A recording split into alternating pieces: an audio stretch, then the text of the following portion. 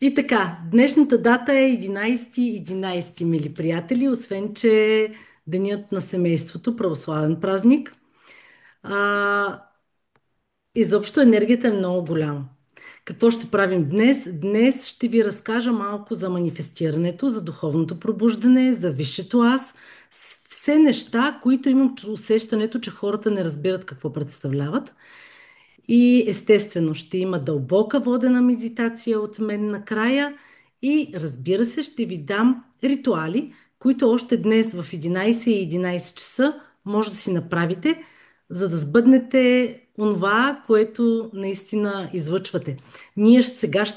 Аз сега ще ви подготвя тук да вибрирате на една по-висока чистота, а вие после в 11 часа и 11 минути може да си заявите а, в Вселената онова, което всъщност истински желаете.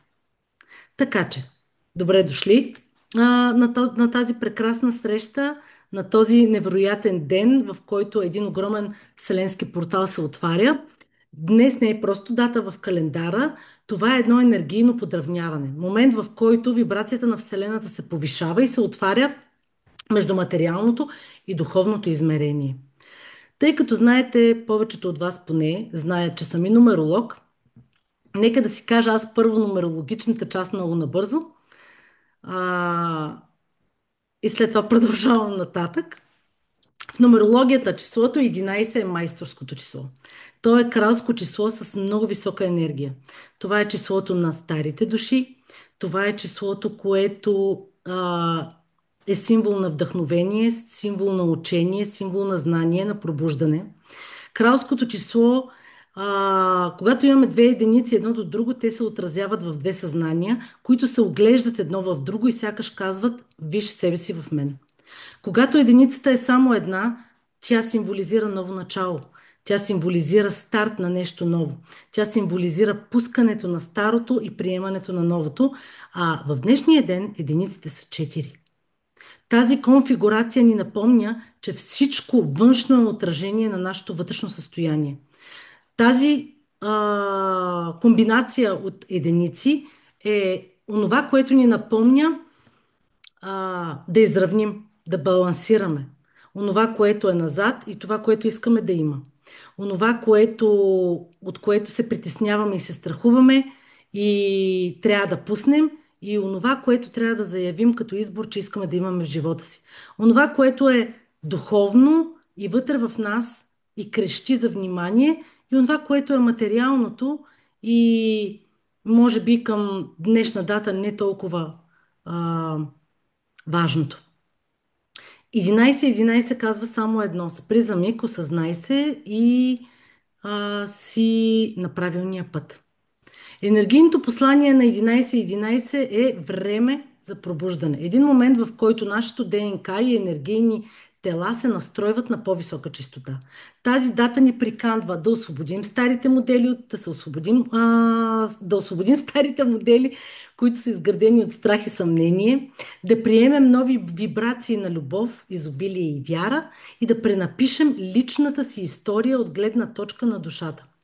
Можеш да си представиш 11-11 като врата към светлина, през която преминаваш от старото си аз, този, който се съмнява, страхува, преживял е много до сега, особено последните 9 години, и търси потвърждение към новия си аз, който знае, чувства, излъчва, избира през свободната си воля. В този ден абсолютно има влияние Петър, ретроградния Меркурий, значи астрологично, нумерологично, въобще във всякакъв един аспект днешния ден е супер, супер, супер интензивен. Защото в този ден се активира осъзнаването на нашата двойственост, защото ние сме и материя, ние сме и дух, ние сме и ограничение, ние сме и безкрайност. Тия ретроградни Меркурии, много добре знаете, няма да навлизам в астрологията, защото са ми новобранец астролог, не искам да навлизам там. Ще си говорим повече за едно духовно пробуждане, което носи енергията на 11.11. Защото чрез този портал ние се учим да живеем в синхрон с по-висшия си аз. Колко от вас знаят какво означава по-висшия ми аз? Висшето ми аз. Искам да видя в коментари. Някой знае ли, когато употребявате или чувате думата висшия аз, знаете ли за какво говорим? Да включа коментарите. Това е само Петър. Хайде, давайте, момичета, момчета. Знаете ли какво е висшия аз? Защото ще го употребя днеска повече. Душата. Добре, Иренка. Друго?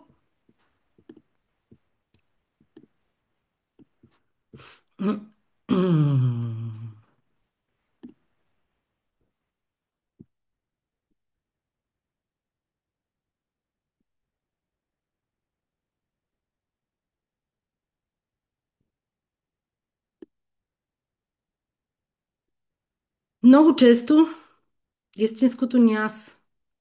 Да, Ирен, душата. Защото висшето аз, истинското аз, днеска като цяло в този вебинар искам да ви разясня няколко понятия, които виждам, че хората употребяват, обаче не знаят а, най-добрата ни версия. Добре, Ирен, но си упорита, харесваш ми. Страхотна си. Така, нека да поясниме. Висшото ми аз. Това е нашия вътрешен водач, нашата душа, божествената ти същност. Тя е по-висока, по-осъзната от тебе част, която вижда цялостната картина отвъд страховете, отвъд егото и моментните емоции. Това е онази част от тебе, която знае твоята мисия, знае твоята посока, знае твоята истина. Това е онази част от твоята душа или от теб, която е свързана с източника, която е свързана с Вселената, с Бог, в зависимост от това как го усещаш. Как да си го представиш? Искам да си представиш твоя висша аз, като че си в планина. И ежедневното ти аз върви в гората, вижда дърветата пред себе си, висшият ти аз обаче е на върха, вижда целия път. Знае къде има пропаст, знае къде има светлина. Нещо като източник вътре в част от душата ти, която е толкова свързана в Вселената, че вижда абсолютно всичко, което ти се случва, как да ти се случи и изобщо вижда цялата ти картина. Как говори висшият ти аз? Как се свързваш ти с твоя вътрешен висш аз? Чрез своята интуиция. Например, не знам защо, но просто усещам, че това е правилно. Чрез вътрешния ти мир. Когато нещо е твое, усещаш спокойствие, не усещаш напрежение. Трето, чрез синхроничности. Повтарящи се числа, хора или събития, които ти напомнят за нещо. Например, 11, 11, 22, 22, 33, 33. Чрез сънища, творчески импулси. Как се свързваме с нашото висше аз?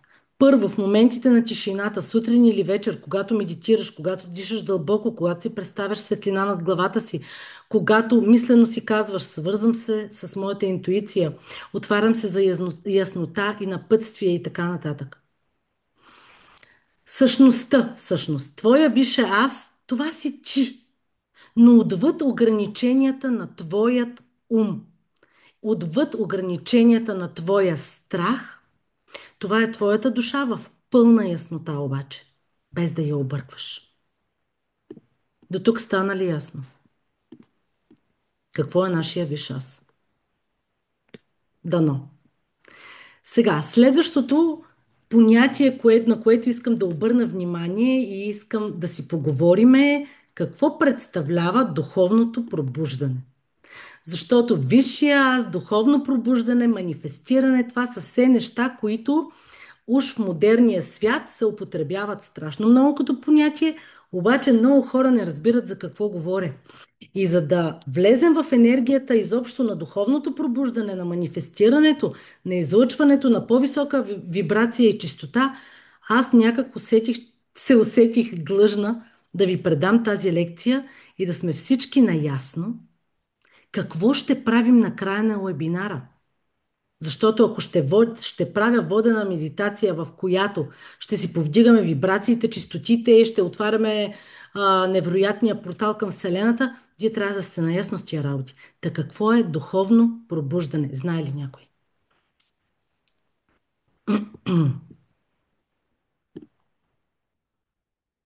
Връзката с душата и Вселената, Цеци е писала браво, най-добрата ни версия. Да, може да се каже, по-добрата версия, може да се каже, но Иренка оцели го с думичката душа. По-скоро. Давайте, момичета и момчета, какво е според вас духовно пробуждане? Или аз да казвам. Да продължавам да не ви тормозя, нали? Старая се просто да не заспивате. Осъзнати мисли, действия и чувства. Браво, богинце! Осъзнатост, страхотно. Невероятни сте. И така, какво е духовно пробуждане? Духовното пробуждане е един процес, при който започва да се осъзнаване и поемане на отговорност. Оцели право в целта. Денис, поздравявам те. Духовното пробуждане е процес, при който човек започва да се осъзнава като повече от ума, повече от егото и социалните роли, в които е свикнал да се нарича аз. Това е момент или по-скоро период, в който се събуждаш за по-дълбока истина за живота, за себе си и за реалността. Започваш да усещаш, че първо, ти не си само тялото и мислите си, а съзнанието, което ги наблюдава. Второ, животът има по-дълбок смисъл от това, извинете, да оцелееш и да се докажеш. Защото когато сме в режим оцеляване и се доказваме, това не е духовно пробуждане. Трето, има вътрешен глас, който е по-мъдър и по-тих от ума ти, нарича се интуиция или висшето ти аз, и ти се упражняваш да го слушаш. Четвърто, външният свят започва да отразява вътрешното ти състояние. Тоест не се разминавате.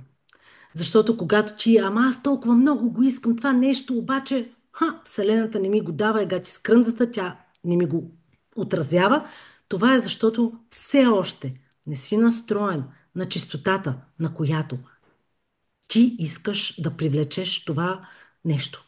То вибрира на една чистота, ти вибрираш на друга чистота и вие се разминавате. Трябва да изравните чистотата, ако искате да има среща между това, което вие излъчвате и това, което вие искате да имате в живота си. Как се случва изобщо духовното пробуждане? Точно, Маги, да се свържеш с висшия си аз и не просто да се свържеш с него, ами да се научиш да му заявяваш реално каква да е вибрацията на... Каква да е твоята... Как да ти дава това, което искаш.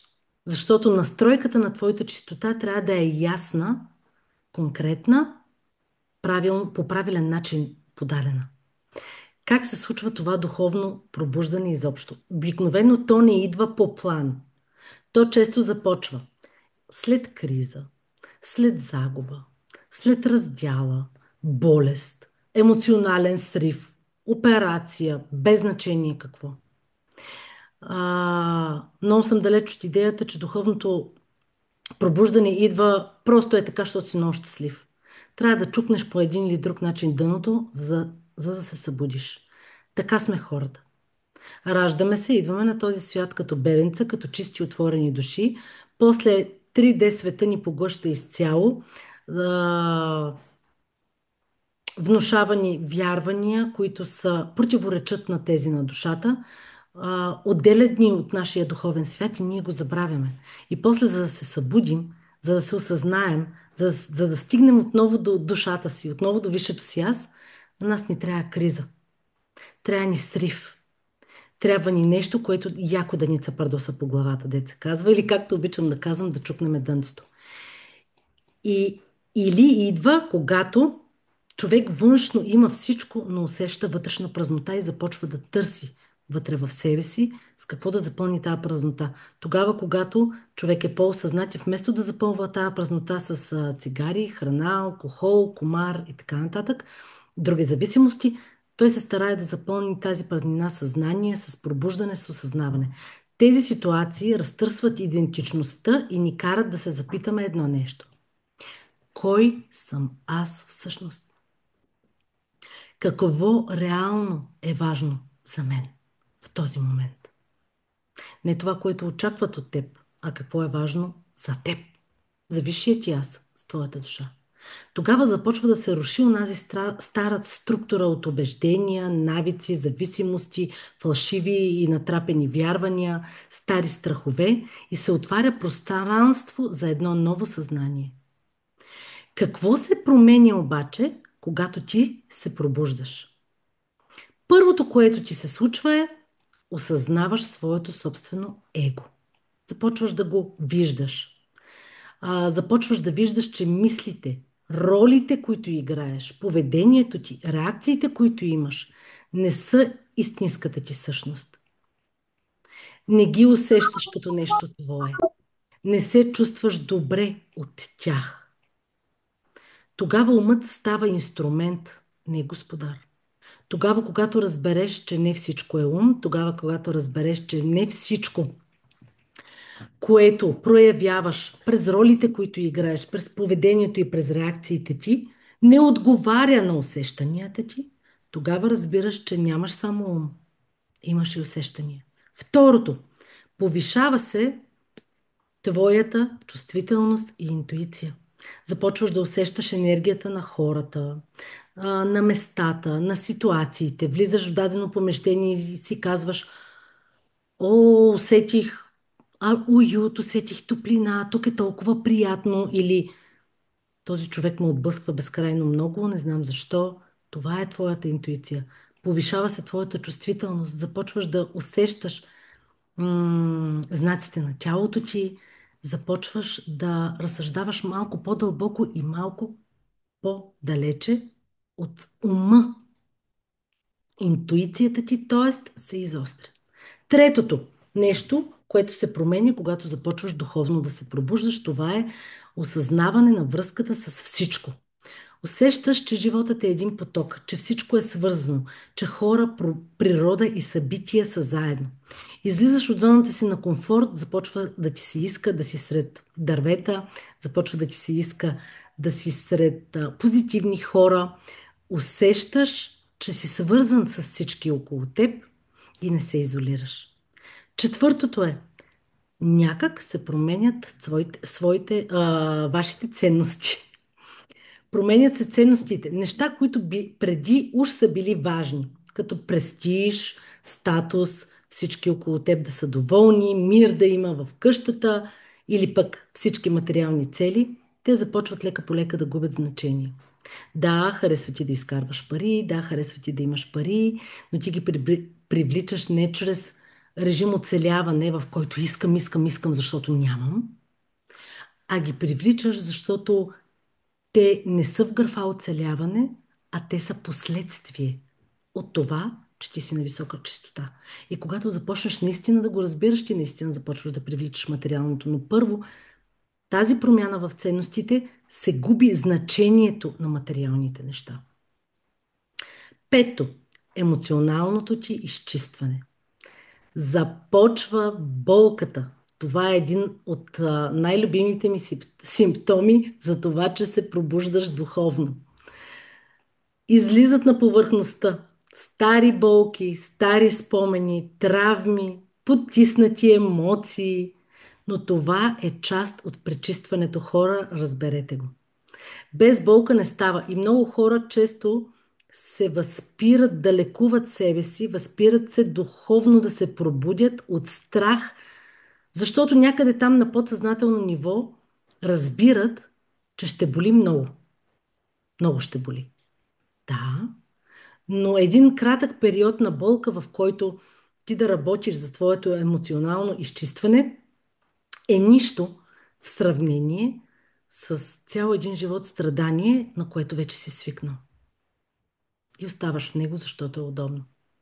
Шестото нещо, което се променя, когато се пробуждаш, и последно, това е търсене на служене и принос. Тоест, Започваш да изпитваш нужда. Много хора, след като са духовно вече пробудени, започват да усещат естествено желание да помагат, да лекуват, да творят, да споделят знания, не от дълг, не за да спасяват някой, а от любов, от истинска любов. Аз да ви споделя тук нещо, за да не заспите, защото съм много монотонна в говоренето, да ви споделя нещо. Аз ония ден се почувствах безумно, безумно, безумно щастлива. Ме направи това, че както си пътувах по пътя, измежду едни села, в една пустош, една жена, в една буря, между другото, валеше страшно много дъжд, беше страшно студено отвън. Жената не разбрала, че в събота няма автобус и тръгнала пеша. И беше ходила вече 3 километра. Когато я настигнах по пътя, видях, че е жена, иначе ако беше мъж, извинявам се, обаче малко ме е страх. Да качвам мъже, съжалявам, може би ограничаващо вярване, но безопасността на мен ми е доста по-важна. А, Качих жената в колата. Беше вир вода подгизнала, стопли се в топлата кола, откарах я там, където искаше да я закарам. Не закъснях за там, за където аз бях тръгнала, но се почувствах прекрасно. Направих го безусловно, защото изпитвам огромната нужда, изпитвам нужда да задоволя тази потребност, да съм в помощ на хората. И днес, в момента, това, което правя, също е част от тази нужда. Затова духовното пробуждане е точно това. Нека да ви разясня само какво не е духовно пробуждане. Духовно пробуждане първо не е да си винаги позитивен.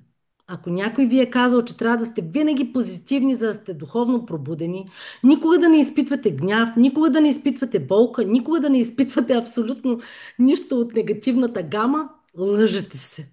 Истинското пробуждане включва и болка, и тъмнина, и светлина, и всички контрасти, които Господ ни е дал на тази земя. И духовното пробуждане е когато ти не бягаш от тъмното, от черното, от онова, което не ти харесва, а го приемаш за част от теб. Така че да си позитивен 24 часа 7 не е духовно пробуждане. Напротив, игнорирането на тъмната част от теб, на сенките ти, на болките ти, е точно обратното на духовно пробуждане. Второ, бягство от реалността. Аз току-що го и казах. Ти бягаш от реалността тогава, когато не приемаш своите сенки. Тогава, когато не приемаш болката, страх те е от нея, бягаш от нея и бягаш от собствената си реалност. Защото докато ти не приемеш всяка една част от тебе, ти няма как да бъдеш и приет от тези около тебе. Няма и как честотата и вибрацията ти да са толкова високи, че енергията ти да привлича онова, което ти желаеш. Колкото и да го желаеш.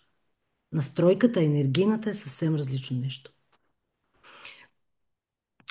А, Бягството от реалността е точно обратното на духовното пробуждане. Защото духовното пробуждане е пълно потапяне в реалността, но с нови очи. Понякога имали ли сте усещането, че ставате сутрин, нещо се е случило през последните дни много сериозно при вас, някакви сериозни трусове душевни, и на сутринта, като станете, вие сте в същото легло, в същата къща, на същото работно място. Обаче някак около вас света е странен. Вече не изглежда същия като вчера. Колко от вас са имали такова усещане? Чувствате се странен. Виждам те, Фатме, благодаря ти, че ми даваш сигнал. Много обичам да има хора така с камера, които отсреща да ми дават някакъв сигнал, че не си приказвам самичка. Даниелка и Петър и тях ги виждам. Та така. И духовното пробуждане на трето място не е състезание кой е по-пробуден. Да си даваме, да си моля ви това. Духовно пробудените хора не се сравняват с други такива. Те се сравняват само с версията си от вчера, от миналия месец, от миналата година. Но не се сравняваме с никой. Защото ти си най-добрата твоя версия. За днес, за тук и сега. Винаги всеки има свой ритъм, свой начин на осъзнаване, свое виждане за света. Затова, когато се пробуждаме духовно, реплики от рода на той е по-пробуден от мен или това са пълни глупости. Един духовно пробуден човек е наясно за ритъма на всеки. Той има уважение към ритъма на всеки. Той не се сравнява, а се пробужда с цел собственото си спасение. Как да поддържаш процеса на пробуждането? Демек, пробудил си се, случило ти се е нещо доста страшно, това е доста, между другото, често явление. Ударил си дъното, хуп, отворил си духовните си очи, започнал се да се чаткаш в главата, да си правиш някакви равносметки, да ти идват някакви факсове, ако мога да кажа, от душата, в които ти започваш да осъзнаваш, че не само материалното и ума са тук, но когато ти премине болката от челния удар с земята, ти отново замръзваш. Не, че ставаш по-малко пробуден, но замръзваш. И оставаш в застой. И начините, по които можеш да поддържаш тази пробуденост духовна, това е първо. Медитация, наслаждаване и съзерцаване. Не за да спреш мислите, а за да ги наблюдаваш. Човек, който умее да наблюдава своите мисли по време на медитация или дори просто като си легнал на дивана, отпуснал си се, е така като пешето си сложил слушалките и слушаш, ти си фокусиран върху дадено нещо и наблюдаваш. Наблюдавай себе си. Наблюдавай какви мисли ти вървят в главата, докато слушаш музика. Наблюдавай какви са усещанията ти в тялото ти, когато я слушаш тази музика. Наблюдавай себе си. Защото медитацията не всеки път е да скръстиш краката, да седнеш по-турски и ом... Не. Медитация можеш да получиш и когато си сред природата, сред дърветата, в тишината, затвориш очи и се заслушаш. Когато усетиш аромата отвън, когато се наслаждаваш. Тогава се поддържаш духовно пробуден. Второ, пишеш осъзнаванията си. Всеки прясно, духовно пробуден човек трябва да си създаде навика с дневника. Намирането на малките знаци. Точно така, маги. Правилно. Картинки в небето. Точно. Оцели магито. Отличничка. Пишеш осъзнаванията си в дневника. Нямам програма, нямам вебинар, на който да не спомена аз колко е важен дневник. Така ли е, Фатме? Така е. Без да включиш още някой метод на осъзнаване и да разчиташ само на собствените си мисли е пълна глупост. Защото осъзнаването както идва, така си отива. Защото ние на ден имаме хиляди мисли в главата и ти не можеш всичките да ги запомниш, защото ако тръгнеш да ги запомниш всичките, ако имаш тази функция, ти ще се бъгнеш, ще поудееш. Не можеш да помним всички наши мисли. Затова пишем. Пишем в дневника. Водиме си дневник, който започва с благодарности, 5 до 10 благодарности. Пишем си осъзнаванията.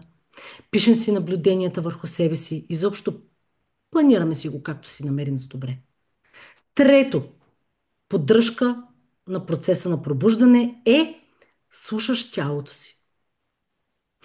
Много хора не могат да отговорят на въпроса как се чувстваш поради простата причина, че никога не са наблюдавали тялото си. Например, отиваш на цирк, акробата прави някакво страхотно движение и на теб тук ти се свива под лъжичката. Отбелязваш го в мозъка. Аз тук нещо ми се сви. Или пък Мария нещо каза, мен ми натисна бутонче и хоп, полазиха ма тръпки по тялото. Това също трябва осъзнато да го отбележиш. Тялото ти и душата ти трябва да имат връзка. И когато наблюдаваш по-интензивните неща, които ти се случват и ги съпоставяш с реакцията, която имаш в тялото, ти развиваш интуицията си. Тя после много лесно ще ти показва кое е вярно за теб. Ще се научиш да различаваш кое те отблъскава, кое не, при кое се вълнуваш, при кое не. И когато те попитам как се чувстваш в момента, няма да ми отговориш, много ми е тъпо. А ще ми отговориш, чувствам се развълнувана, чувствам се притеснена, чувствам се щастлива и да знаеш защо да ми го отговориш това нещо. Едно, две, три. Четвъртото. Изчистваш най-съзнателно емоциите си. Как се чистят емоции? Като си позволиш да чувстваш. Когато си гневен, изразяваш го. Когато си тъжен, оставяш се в тъгата. Когато завиждаш, си казваш завист. Без срам, без осъждане, без критика. Това е част от теб. И всеки един човек на тази земя го изпитва. Абсолютно всеки един човек. Имах една клиентка един път, дет ми каза, аз никога не лъжа. Казвам, да, бе. Не съществува такъв човек. Или пък имах една друга, която ми каза, аз нямам никакви страхове. Казвам сериозно. И тогава си за психиатър. Аз не съм психиатър. Защото онзи, който не изпитва никакъв страх, това е психопата. И той има нужда от медикаменти и лечение. Не съществува човек, който не го е страх. Само психопата може да нареже човешко тяло, без да се впечатли от кръвта. Или да му трепне душата за това, че същество реже. Казвам, нямаш страхове, а? Не отричайте нищо в себе си. Защото по този начин поддържате духовното си пробуждане. Каквато и емоция да изплува, да я усетите с тялото си, със съзнанието си, здравей, какво правиш тук? Завиждам. М, Добре, завиждам и аз като всички нормални хора. Дай сега да видя как мога да преобразувам тази завист във възхищение и да стигна там до онова, за което завиждам, че друго има. Защото да се обградиш с хора, които са на по-високо ниво от теб, имаш два избора. Или му завиждаш и не стигаш до никъде, или отиваш и директно го питаш, че какво направи да стигнеш до тук, че и аз искам. Винаги можеш да трансформираш негативната емоция в нещо добро. Толкова много приказки съм изприказвала на тема емоции. Той не е в K-Power, той не е в програмите, защото те са ядрото на изтичането на нашата енергия. Там, където има неизявена негативна енергия, там има дупка, от която изтича енергия. И колкото и ритуала за 11-11 да направиш, тя пак ще изтече. Това е положението. Следващата точка, за да поддържаш своето духовно пробуждане, е да бъдеш автентичен. Но за да бъдеш автентичен, трябва да прегледаш предната точка с емоционалното освобождаване, защото ако ти имаш прекалено много страхове или травми, които не си отработил, ти не можеш да си автентичен, защото да си автентичен означава да разочароваш много хора покрай теб. За това трябва да имаш смелост. Няма как, когато изведнъж решиш да си автентичен, да не разочароваш хора и да не се освободи една голяма част от твоето пространство от хора. И ти трябва да си готов с това. После, най-важното, но и най-трудното за духовното пробуждане, да се доверяваш на процеса. Защото този процес не е линеен. Той не върви просто по една права линия. Нагоре, надолу, като сърдечна кардиограма. И ако ти не си готов за това нагоре, надолу и чакаш само позитивизъм, ти не си духовно пробуден. Вярата в процеса, вярата в Бог, вярата в Вселената, това са нещата, които трябва да те държат, ти да се доверяваш на процеса. И има естествено 7 основни етапа на духовното пробуждане, но с това ще занимавам работилничката за сбъдване на желания, който се е записал и вече е в нея. Тя започва на 23 ноември. Там ще разгледаме подробно 7-те основни етапа на духовното пробуждане. Там ще си лекуваме емоциите, там ще си лекуваме страховете, вярванията и много здраво ще манифестираме, плюс констелациики.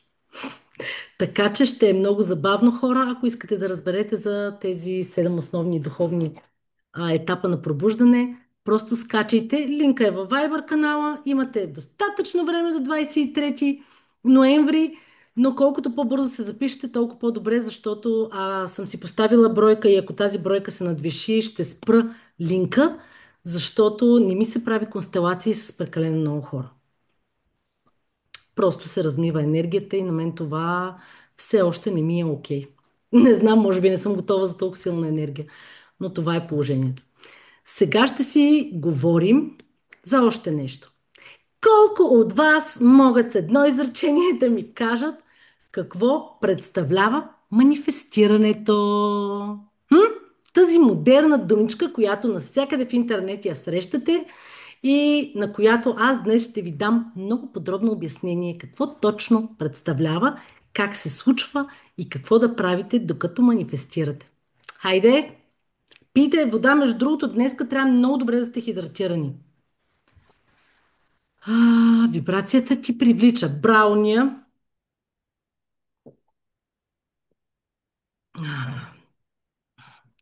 С едно изречение. Това си е изчерпателен отговор. Някой друг? На Г. Иренче? Не можах да разбера слънце. Кой си писала? Наистина не можах. Визуализация. Да. Визуализацията е част от манифестирането. Браво, Петър.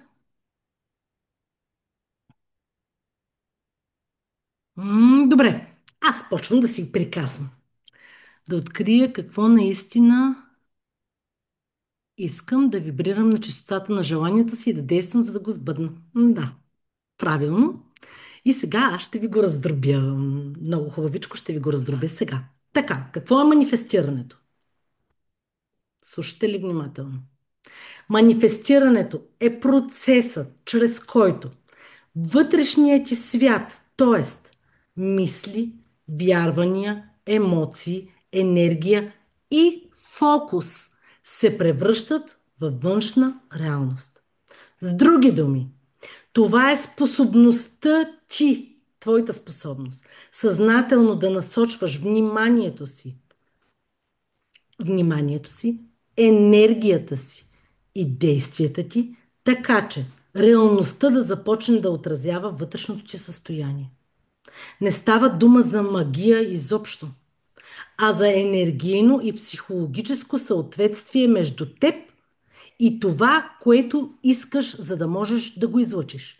Защото само да го искаш не е достатъчно. Има хора, които искат много пари, обаче пък и по цял ден гледат съдби на кръстопът. Няма да стане.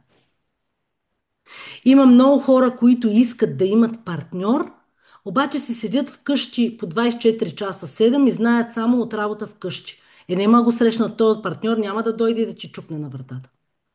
Ти най-напред трябва да си готов вътрешно, вибрационно, след това да направиш действие. Тоест, има енергийно и психологическо съответствие между теб и това, което всъщност искаш и излъчваш.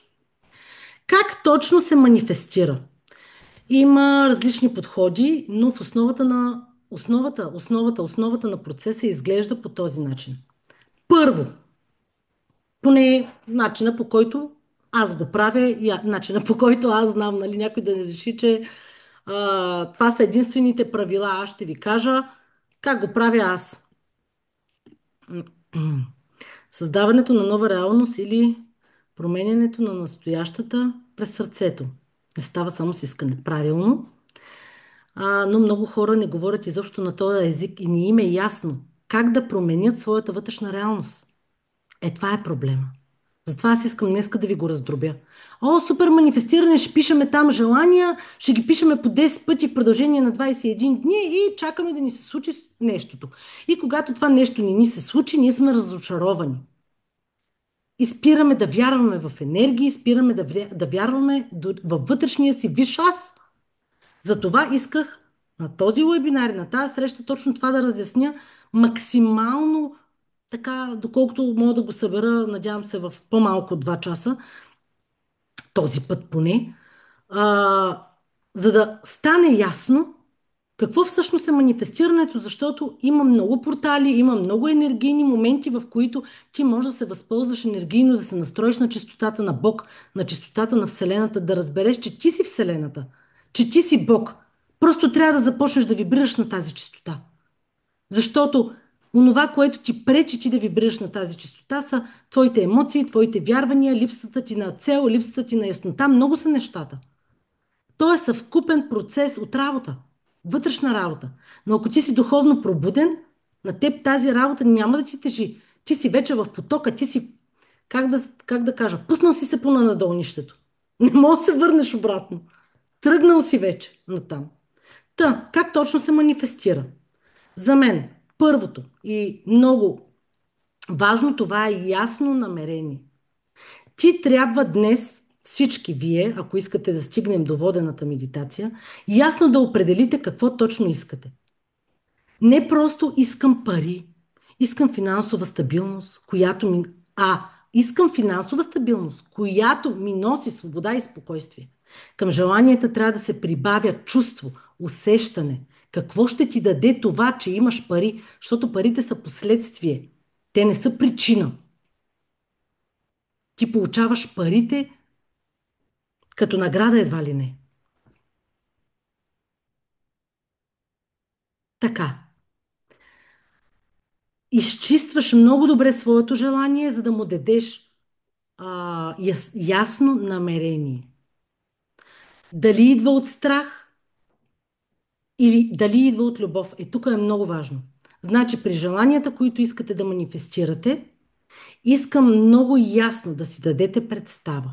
Искам го, защото нямам, или го искам, защото искам да съм спокойна и свободна. Искаш го от дефицит или го искаш през сърцето, от любов, защото искаш да получиш нещо. Защото искам да творя, защото искам да давам, защото искаш го, защо го искаш това, което го искаш.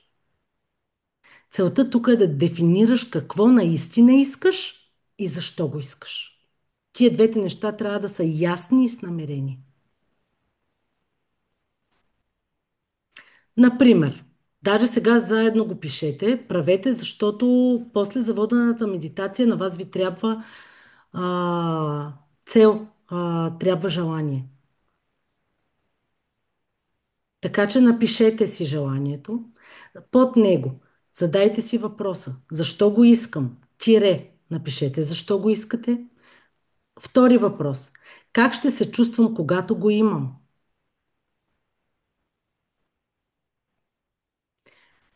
И трети въпрос. Какво ми пречи да вярвам, че е възможно да го имам? Страх ли е? Вярване ли е? Негативна емоция ли е? Сценарий от рода ли е? Защо? Целта тук е да усетиш емоцията, която се крие зад желанието и да видиш дали то идва от любов или идва от липса. Защото ако идва от липса, честотата, на която вибрираш, не е подходяща.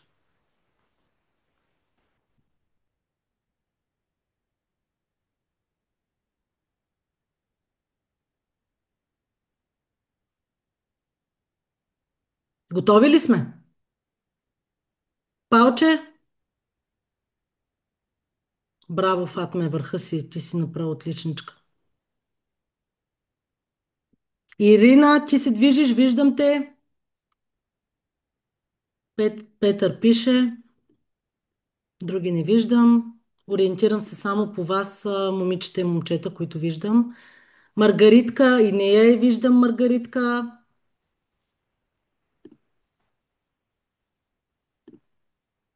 Така, второ, което ви трябва за манифестирането, това е визуализация и усещане. Не знам, някой в коментари писа за визуализацията. Визуализация. Дони, виждам те сега, Дони.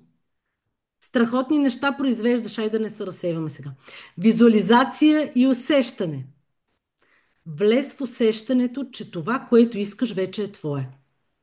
Ронда Бърн, вълшебството, всички методи на благодарността са В основата им е визуализацията и усещането.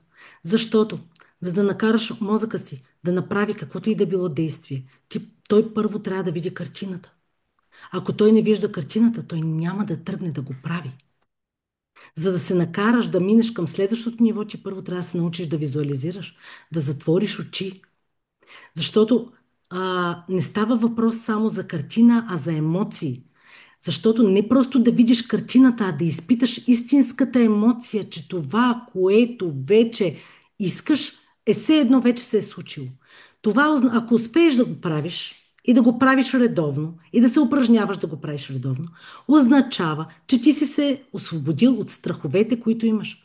Защото страховете са тези, които ти пречат на теб ти да видиш картината вече в готов вид.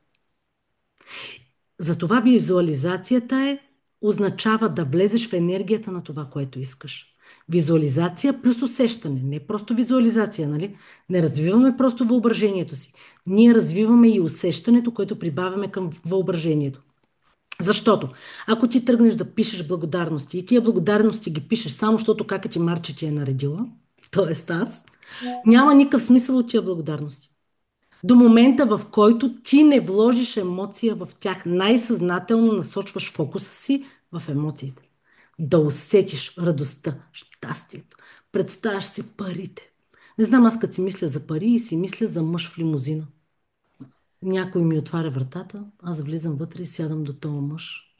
Не ми е романтично, хора, не ме разбирайте погрешно, но някак си асоциирам аз. Това, между другото, е тази асоциация от една констелация от моя ментор, в която аз си представих парите под формата на мъж в лимузина. Беше страхотно. Но въпросът е и да изпиташ удоволствие, като седнеш до този мъж, а не просто да си седнеш там. Разбирате ли какво искам да кажа? Така че, ако сега искаш за много бързо, затвори очи, представи си мечтата си, само за няколко секунди, виж я как вече се е случила и се опитай да усетиш усещането. Спокоен ли си? Щастлив ли си? Развълнуван ли си? Напрегнат ли си? Кое е усещането, което изпитваш, когато си представиш, че тази мечта вече е там? Кажи си, днес се чувствам като човек, който вече има какво? Има спокойствие, има радост, има удовлетворение, не знам. Тайната е такава, че реалността откликва на честотата, не на думите. Т.е. на твоето усещане, не на твоите думи. Колко по-дълбоко почувстваш това изобилие, любов или радост, толкова по-бързо ще идват. О, Дони, колко се радвам да чувам аз такива неща от тебе ти, Дони. Енергията ти е друга, Дони. Усещам само по усмивката ти. Третата Третото нещо, което правиме след визуализацията и усещането. Вътрешната работа. Значи, това е най-тежката работа и най-трудна за прескачане. Всъщност, но не е невъзможно. Пречистването на блокажите. Какво са блокажите? Нашите страхове, нашите ограничаващи вярвания, онова, което ни спира да вярваме, че можем, нашите травми, нашите негативни емоции всъщност. Всяка една негативна емоция е свързана с страх, свързана е с травма, свързана е с две думи. Нашите блокажи са нашите емоции. Нашите емоции, след като са нашите блокажи, те са дупки в нашето енергийно поле и ние вместо да сме пълна кофа с енергия, ние сме гивгир. Кей-пауърите знаят за какво говоря. И ако не искаме да сме гивгир, от който изтича енергия, да сме пълна кофа, пълна с енергия, ние трябва много вътрешно да работим за нашите блокажи. Това е същинската част на манифестацията. Осъзнай какво вътре в теб ти пречи на това, което искаш. Например, искаш любов, но дълбоко вярваш, че всички мъже кръшкат или всички жени изневеряват. Или искаш успех, но вътре чувстваш, че не заслужаваш да бъдеш видян. Усещаш вътрешно, че не си позволяваш да си свободен. Усещаш вътрешно, че не можеш да носиш отговорност за тази свобода. Причини много. Но за да не постигаш дадено нещо, което манифестираш, там някъде имаш блокажче. Вярване, страх, травма, негативна емоция. Даже най-общо казано, негативна емоция. Намираш негативната емоция, после намираш дали тя е свързана с вярване, с травма, с родов модел и там са много разновидностите. Това пък е нещо, което много ще обърна внимание в работилницата. Защото ако това е работилница за сбъдване на желания, какви желания ще сбъдваме, ако блокажите си ни седят? Така че в работилницата ще работиме точно с това. Най-вече с това. Затова включих и констелациите, защото те са един много бърз метод за разчистване на мръсотията по гивгира. Запушване на дупките. Мазилката, която ще запуши гивгира и ще го превърне в кофа. Но това ще се случва в моята работилница. Няма да повтарям, до 23-ти имате време да се включите, защото все още не съм решила дали работилницата ще се продава, тъй като може би лекционната част да, но не и констелациите. Констелациите са нещо лично и не възнамерявам за момента да ги продавам. Така, така че тези вътрешни убеждения и блокажи саботират целият процес на манифестирането. През трета точка не си ли я оправите, нататък е излишно да се работи. Защо? Защото манифестацията не е привличане, то е позволяване. Това искам да си го напишете с големи букви. Да манифестираш не означава да привличаш. Според мен поне. Това е закон за мен. По-скоро бих заменила думата привличане с позволяване. Позволяваш на това, което вече е възможно да стигне до теб, като махнеш вътрешните блокажи. Защото всяко едно нещо, което вие си го пожелаете, не си го пожелавате случайно. След като сте си го пожелали, значи то е ваше. И имате ресурса да го сбъднете. И единствената причина, поради която не може да стигне до вас е, че има една стена от блокажи, която ви пречи. И тези блокажи преди малко ги а, казах кои са. Да извадиш наяве вътрешните блокажи означава да махнеш дебелата, гнусна, мръсна стена, която седи между тебе и Вселената, между тебе и Бог, между тебе и Висшето ти аз, което ще ти позволи ти да достигнеш до онзи огромен ресурс, който всъщност ти се полага. Но да си позволиш означава буквално да излекуваш вътрешните си блокажи. И не да ги заличиш. И не да ги излекуваш вовеки, а да се научиш да живееш с раните си, без те да кървят. Разбирате ли? Всеки един от нас е като нарязан с макетно ножче. На едни цепките са повече, на другите цепките са по-малко, някои цепки кървят, някои не. Въпросът е да спрат да кървят, а не да заличим белезите. Белезите си остават.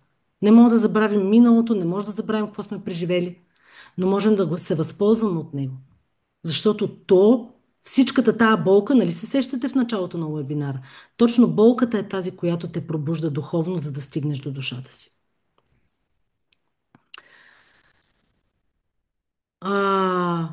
И тук стигам отново до онази точка, в която зададах въпроса. Какво ми пречи да вярвам? За всеки страх или съмнение, което си написал в отговор, искам да напишеш старото вярване и срещу това вярване новото вярване.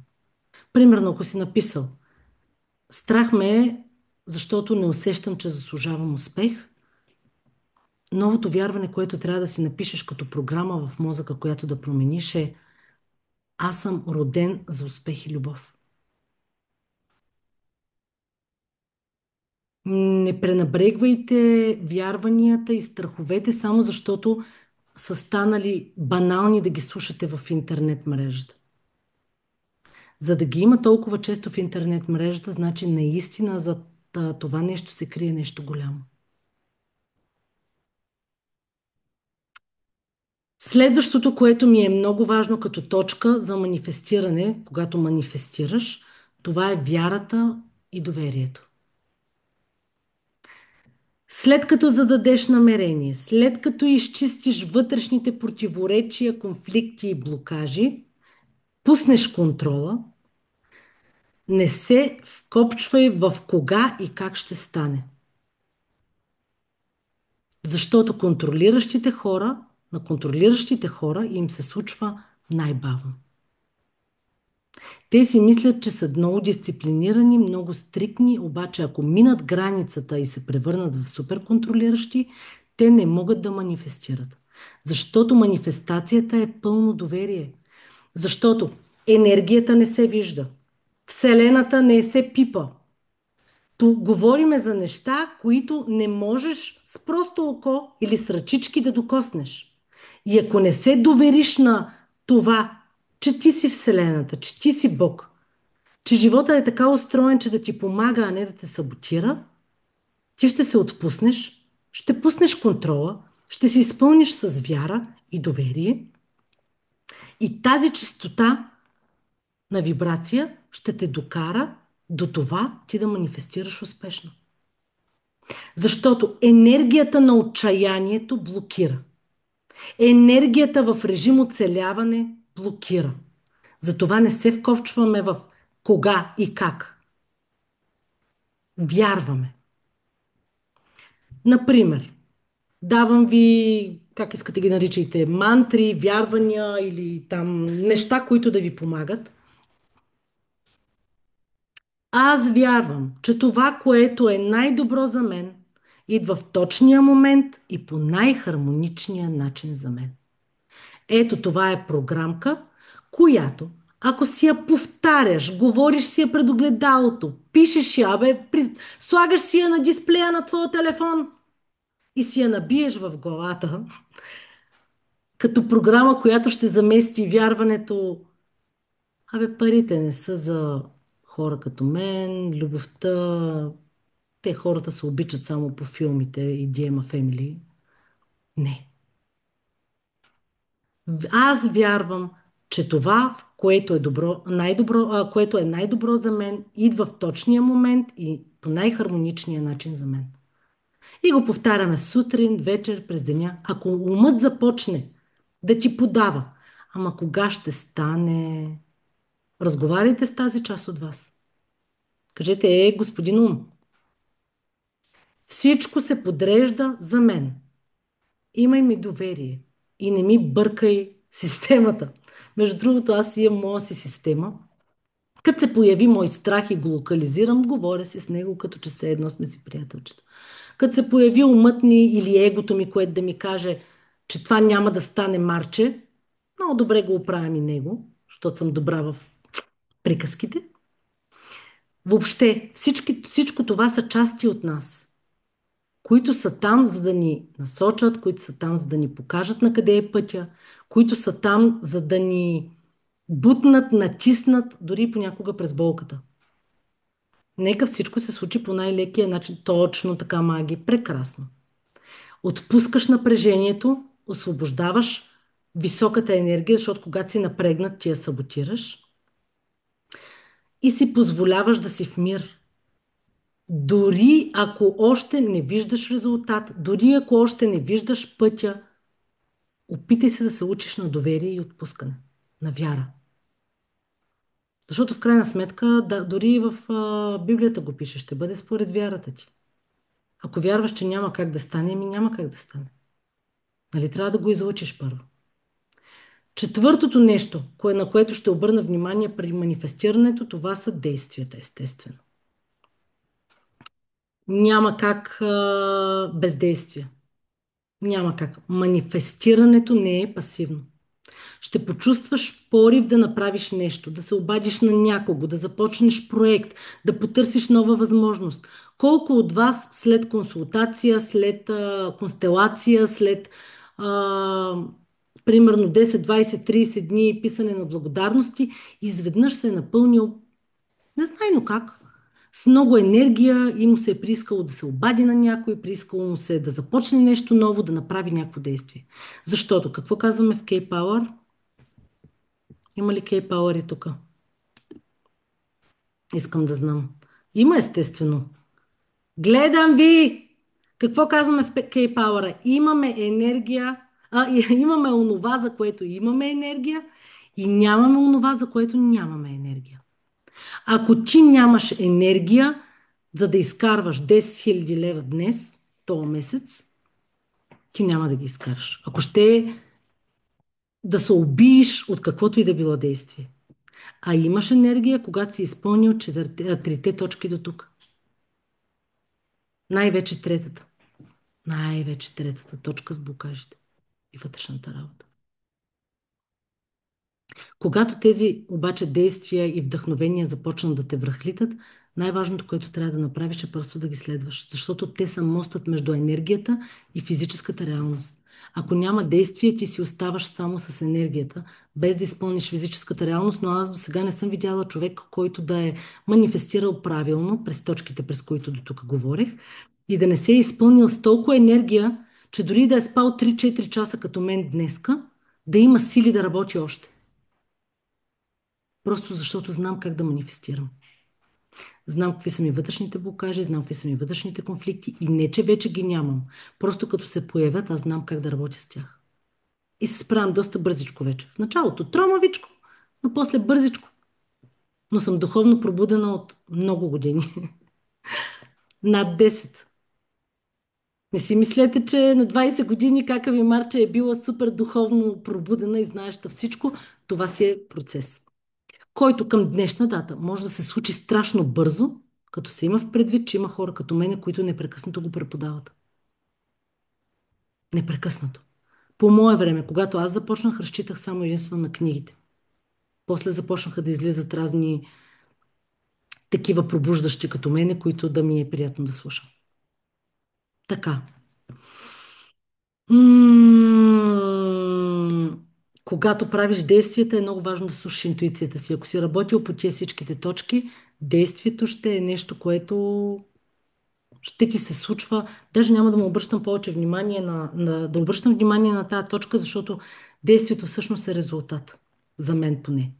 Когато манифестираш правилно, когато си пълен с енергия и не си гивгир, а си кофа, ти трябва да изразходваш тази енергия. И щеш, не щеш, ти ще тръгнеш да действаш. Ще имаш енергия за това. Тези от вас, които искат бързи методи за откриване на блокажите, просто да влезат в сайта и да си вземат някой от двата K-Power. Защото това е единствения метод, който аз познавам, който можеш просто да си закупиш и да си го ползваш сам, без да ти е необходим ментор или там констелатор или каквото и да било. Може да си го използваш сам, без да съм ти необходима аз или някой друг. И да си оправиш блокажите сам. Така че K-Power за мен е най-бързия метод. Констелациите също, но за констелации са ви необходима аз. Моя милост. Или някой друг констелатор.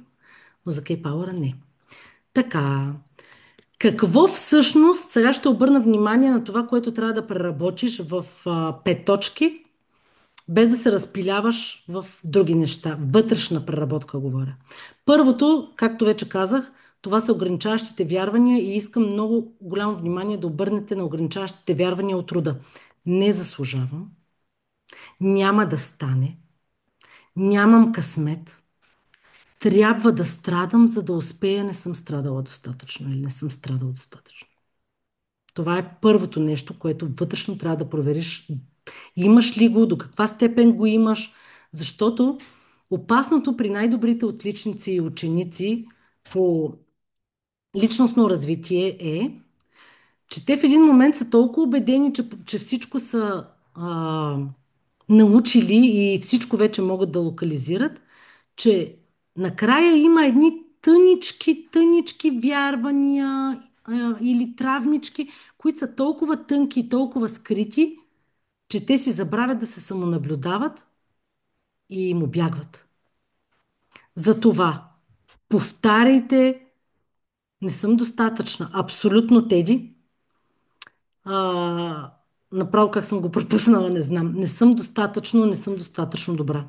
Благодаря ти, Теодорка. Менторската програма се обажда, просто сте ми отличници, страхотни. Така. А, Първото, какво казах, беше вярванията. Второто е страхът от провал или успех. Защото и двата, и от провал, и от успех, те са много, много е тънка границата между тях и блокират потока на енергията на манифестирането. Третото е ниската самооценка, липса на доверие, чувството, че не можеш да повлияеш на живота, че нямаш контрол над него. Пак говорим за контролерите, дето не могат да пуснат нищо. Ниската самооценка пак е свързана с травми, пак е свързана с блокажи и емоции, на които си трябва сериозна работа. Четвъртата точка, хора, които не могат да манифестират, това са привързаните към миналото. Непреработените болки, обиди, вина или точно обратната крайност, тъпчене в миналото непрекъснато. Познавам хора, които още и още и още години вече наред си рият в родовата система, рият си назад в миналото, няма смисъл. Има си един процес на преработка на тия травми, на тия роли и на тия сценарии, които в даден момент се изчерпват и ти трябва да се усетиш, че си преработил миналото и си готов за тук и сега. Защото останеш ли в дъвчене на миналото и риене непрекъснато, дори и на места, на които не трябва да си и нямаш енергийно право да си, ти разрушаваш собствената си система. И уж си най-добрият ученик на света, ама седиш в миналото и си забравяш да живееш тук и сега. И последните са контрол и нужда от сигурност. Ако ти си контролираш човек, който непрекъснато изпитва нужда от сигурност, няма да ти се получат нещата. Защото желанието всичко да се случи по твоя начин, по твоя план, с твоето време, това пречи на високия поток. Понякога, когато нещата не ти се случват, смени посоката. Забави ритъма. Може би Вселената в момента те подготвя за това, което ти си желаеш, защото може би все още не си готов. Може би трябва да преживееш още няколко неща, за да стигнеш до точка Б. И ти това нещо трябва да се научиш да го приемаш, а не да му се дразниш, а не да го контролираш. Защото отново отиваш в ниската вибрация и не можеш да манифестираш или да излъчваш изобилието, което искаш да имаш. Така, качествата. Да го поговорим за качествата, които трябва да развиеш, за да манифестираш успешно. Иначе съм като автомат. До тук става ли ви ясно? Помагам ли с нещо? Казвам ли ви нещо, което ви е полезно? Натискам ли ви някакви бутончета? Защото повечето неща, аз не съм измислила топлата вода. Наясно съм, че... Какви сте тия пръсти, бе? Наясно съм, че много от нещата сте чували. Въпросът е обаче, в кой момент чуваш тези неща? От чия уста чуваш тия неща? Настройката, на която си в момента и как реагираш. Защото случвало ли ви се да слушате м, да слушате например, някога там сте били на вебинар за пете травми, обаче но не сте си взели. После обаче след 2-3 години отивате на един такъв същи вебинар, може би при друг ментор или при същия и хоп, духовното пробуждане, пълните осъзнавания, абсолютна реакция в тялото, пълни трансформации вътрешни. Защо? И тогава сте слушали този вебинар, ама и сега сте го чули. Каква е разликата? Чистотата, на която си. Ти може би вече си готова за тази информация, която може би си я чул преди това, обаче не си я приел, защото не си бил готов, защото не си бил на тази вълна, защото не си бил в такъв период. Причини много може да има. Затова за мен всеки вебинар на ментор като мен си заслужава, защото не се знае в кой момент, кое изречение точно, коя думичка точно ще те цапне и ще промени живота ти. Защото съм имала и такива моменти. Примерно, присъствала съм на вебинари на някои хора. Върви си вебинара, минава си там 30-40 минути, изведнъж тя казва някакво изречение. Мен като гръм ма трясвам в главата. Не, че за първи път го чувам, ама нещо ми става с енергията. И аз съм напълно променена само от едно изречение. Така че, писали сте. Момент да видим коментарите набързо, че аз пак взех да се оливам. Така, винаги е полезно. Благодаря, Иренка. Да, усещам съпротива. Ах, ти и твоите съпротиви, Доника. Ти си заработилницата, ама Вселената ти дава нещата, но определено става по различен начин от този, който си мислиш. Точно така. И за това тук трябва да сме благодарни на всяко едно нещо, което ни дава Вселената, защото за да ни го дава, има някакъв смисъл. Дори и най-тежките неща, дори и най-тежките загуби, дори и най-тежките предизвикателства, те винаги са с някаква цел. Така че, до тук става ли ви всичко ясно? Имате ли въпроси? Питайте. Питайте, защото след малко започваме с водената медитация и ритуалите, които да си направите в 11 часа и 11 тази вечер. А и тези едно-две ритуалчета, които ще ви дам, вие може да си ги правите и без да е 11:11. Може да си ги правите във всеки един момент, в който сте настроени и имате нужда и изпитате нужда от подобно нещо. Сега, оформихте ли си желанието, което искате да манифестирате? Зададахте ли си всичките онези въпроси, които казах? И най-важното, отговорихте ли си на тях?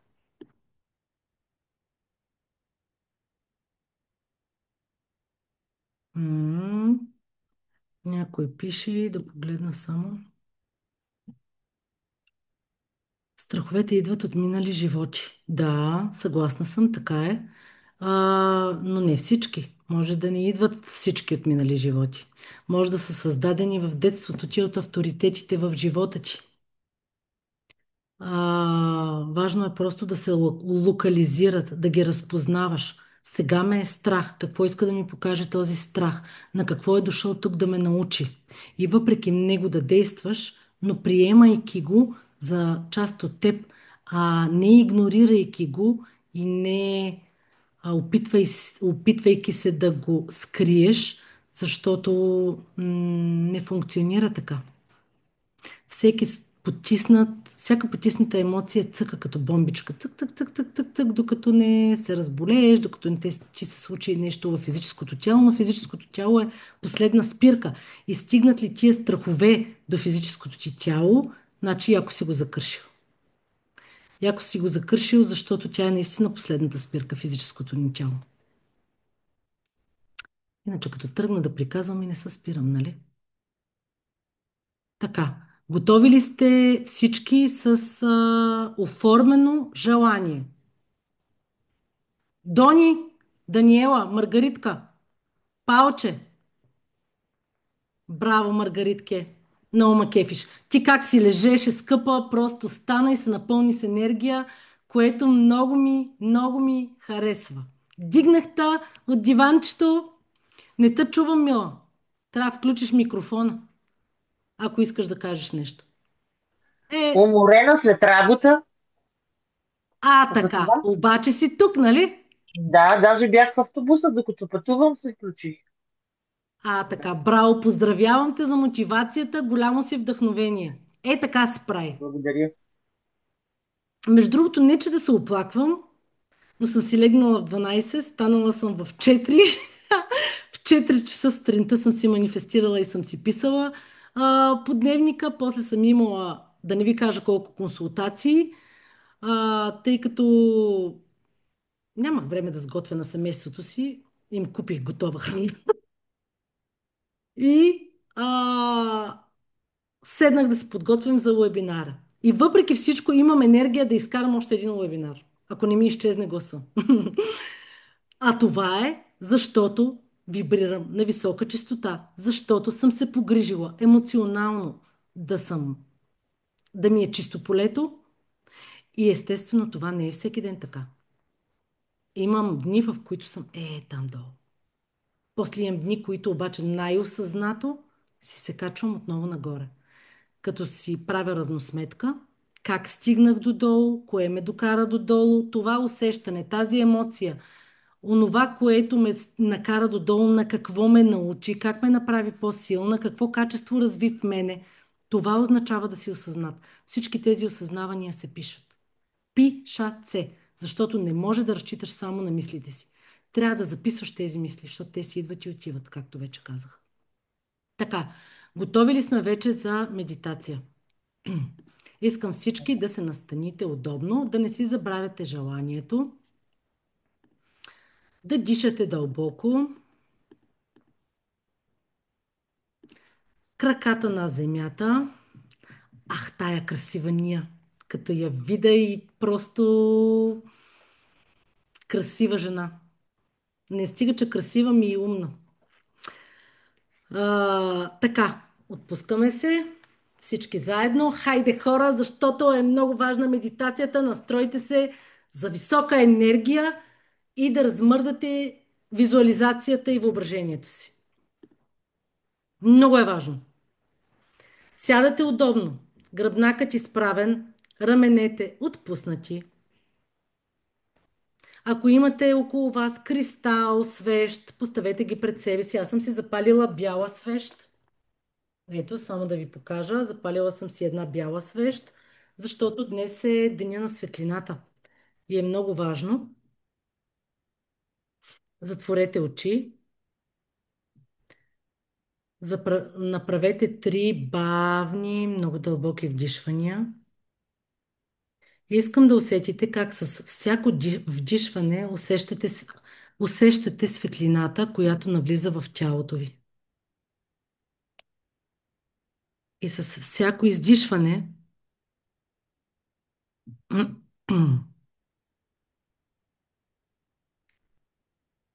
освобождавате напрежението.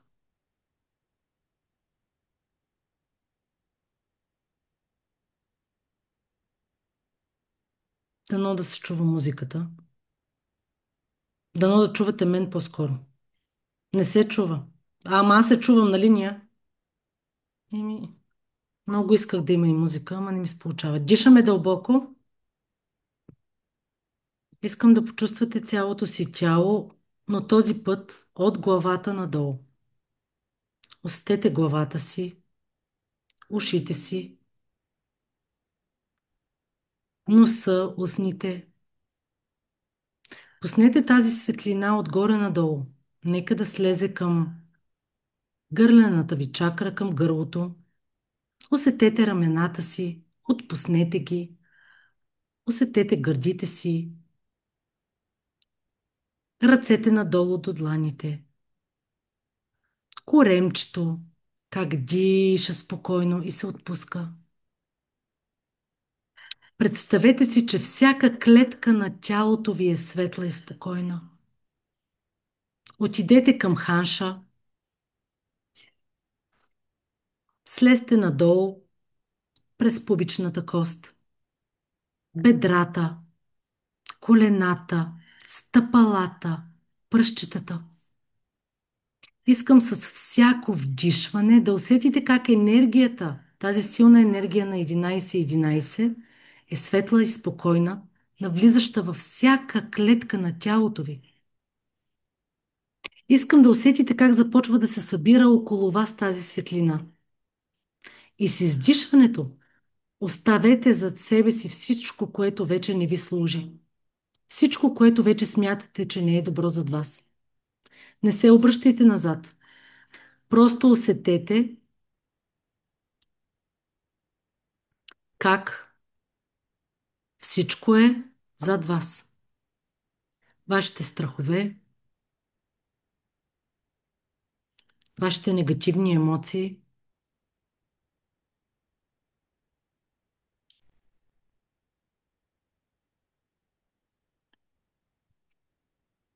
не ги кръстосвай ние.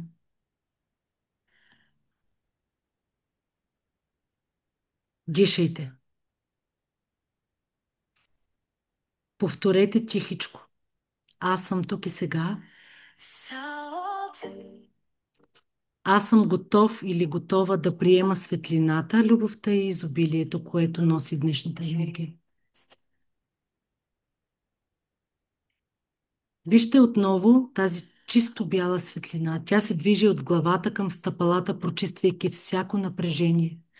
И издишайки, вижте как се отделят едни стари мисли, стари страхове, ограничения.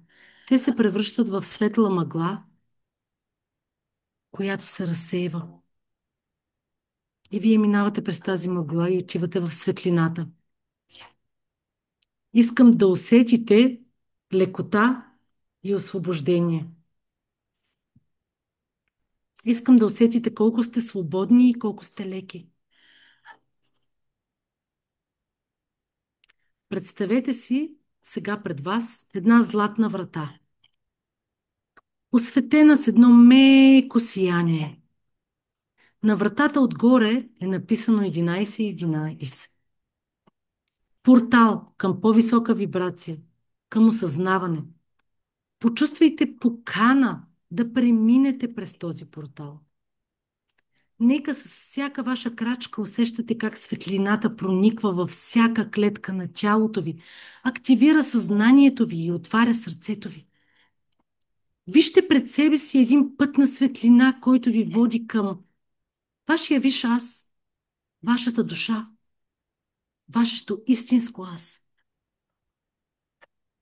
В центъра на този портал, там където усещате душата си, която знае кое е най-добро за вас, усетете присъствието й като топлина и любов.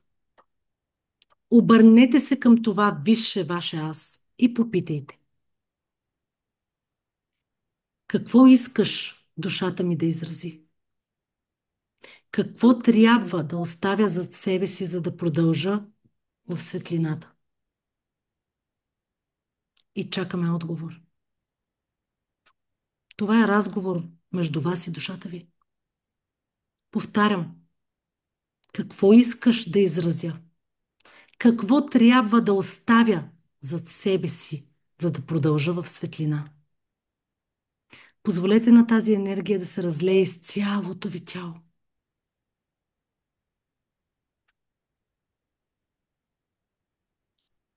И това, което искам сега да направите, е да визуализирате ярка светлина в основата на гръбначния си стълб, там където е коренната ви чакра, ниско долу. Искам да видите една вихрушка, един завихрен ваш енергиен център. Искам да вдишате и усетите стабилност и свързаност с земята. Искам да усетите краката си тежки, а вие здраво стъпили на нея.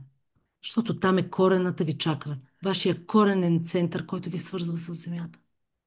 Завихрете тази ярка светлина и тази ярка енергия. После, нека да преминем малко по-нагоре, към сакралната ви чакра. Там, където е около пъпа ви, там, където светлината се издига и енергийният ви център там е пълен с творческа енергия и радост. Вижте тази творческа енергия, усетете я като топлина в слабините, която ви кара да се чувствате пълни с творчество.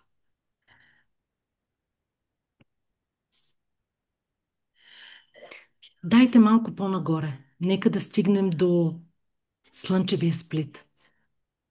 Наблюдавайте тялото си и енергията, която тече през него. Искам да усетите слънчевия сплит, там където са вашите страхове, там където е вашата увереност, там където е вашата лична сила. Завихрете този център. Приемете всяка сянка и всяка сила, която има във вас. Усетете се уверени, силни, ресурсни.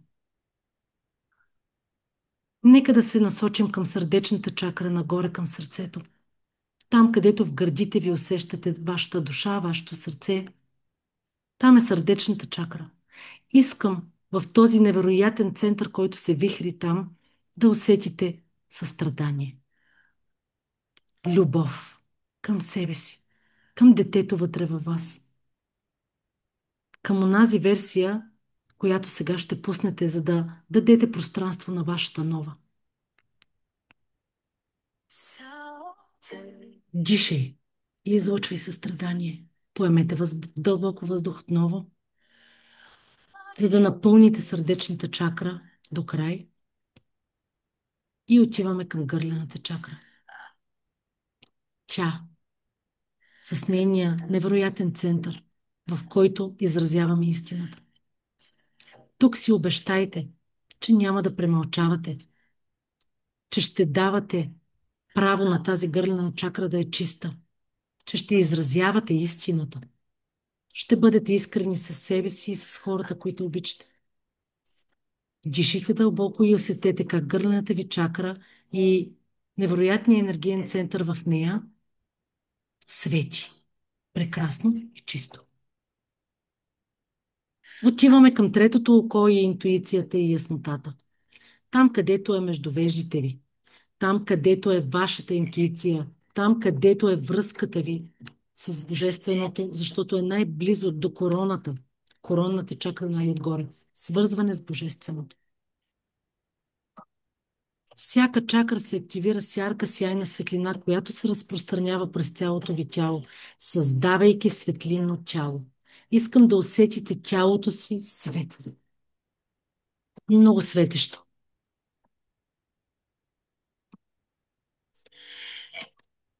Дишите дълбоко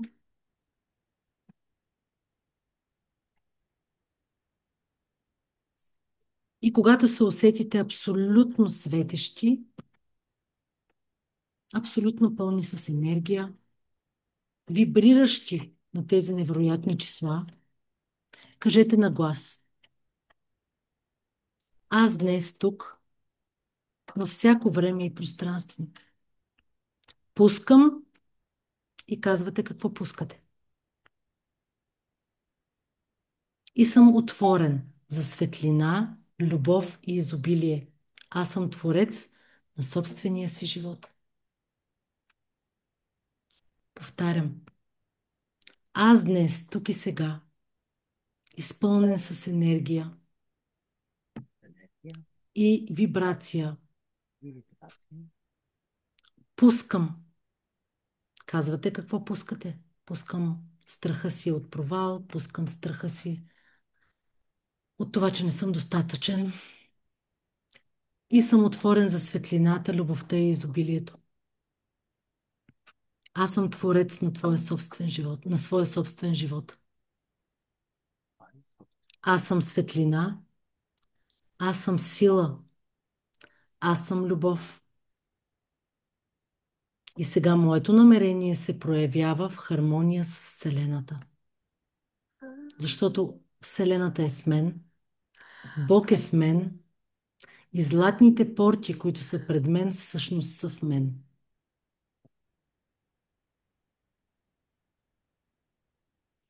Моето намерение се проявява в хармония с Вселената.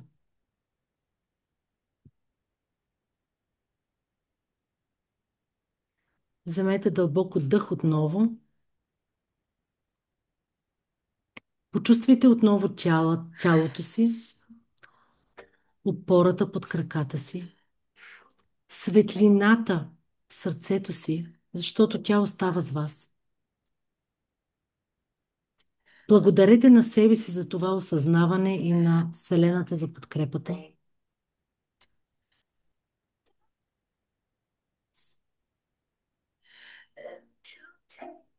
Опитайте се да запаметите това прекрасно усещане и този прекрасен спомен, в който енергията тече по всяка една ваша чакра, отгоре надолу. И вие се чувствате част от общото. Чувствате се в едно с висшето си аз. Готови сте да пуснете и да приемете новото в живота си. Аз си позволявам да бъда това, което искам. Аз се доверявам на Вселената, на Бог и на живота. Защото знам, че всичко, което се случва за мое добро и по най-добрия начин за мен и за хората около мен. Дишайте дълбоко. Поемете си 3 пъти дълбоко въздух, като издишате и последния въздух напрежение и вдишате светлина. Когато сте готови, елате тук и сега.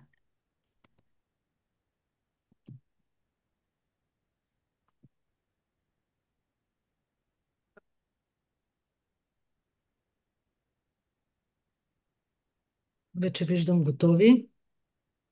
Ориентирам се само по хората с камерите. Точно така Ниче пие вода много, защото съветвам ви изцяло да пиете страшно много вода. А, не знам, слуша ли се музиката, не се ли искаше ми се слуша, ама нищо. Технологично трябва да го оправя този проблем с слушането на музика. Така, как се чувствате? Някой иска ли да сподели кой как се чувства? Какво видя, какво чу?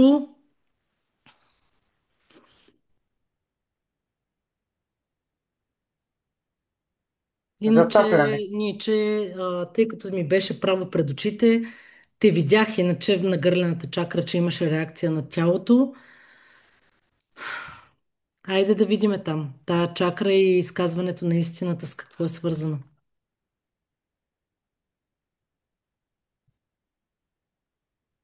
Всичко неизказано трябва да бъде приключено. Не забравяйте, че 2025 година нумерологично е година 9. 2026 година нумерологично е година 1. Тоест, през последните 9 години всичко това, което сме градили, рушили и правили, е приключило. Девета година, т.е. до края на тази година, трябва да простим, да пуснем, да затворим, да приключим всичко, което не работи за нас, всичко, което ни пречи.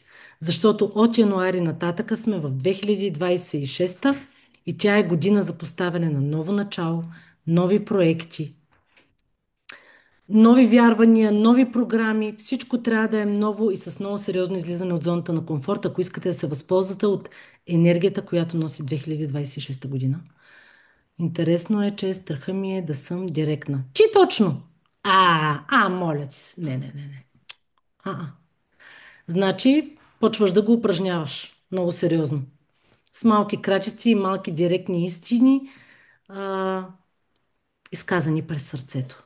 Но изказани ясно и конкретно. Сигурна съм, че се справиш ти с много умна. На мен на чакрата на сърцето ми се сви сърцето и изтръпнах цялата. О, Памела е с заключено сърце. Къде не си позволяваш да чувстваш, къде не си позволяваш да изпитваш, какво не си позволяваш да изпитваш, защо си го забранила. И много ми харесва, Памела, че имаш връзка между душата и тялото ти, защото си усетила изтръпване. Т.е. ти разчиташ твоите знаци не само чрез интуицията, но и чрез тялото, което е страхотно, работят заедно. Браво! Стои ми се още с Твореца и бялата му светлина. Ти магия! Аз се притесних, че много ще е дълга медитацията, ще вземете да заспите или да ви стане досадно. Можеше и по-дълга. Имам и по-дълга, ама нищо. Работилницата, освен да ви питам какво искате. Между другото, групата, която се е оформила в момента в работилницата, са толкова добри. Някои от тях са били в менторските ми програми и са толкова добри констелатори, че ви обещавам страхотен процес просто. А, без да го искам, сълзите започнаха сами да текат. Не спирайте сълзите. Сълзите са най-пречистващото в целия процес. Сълзите чистят душата, дишай ни и пий водичка.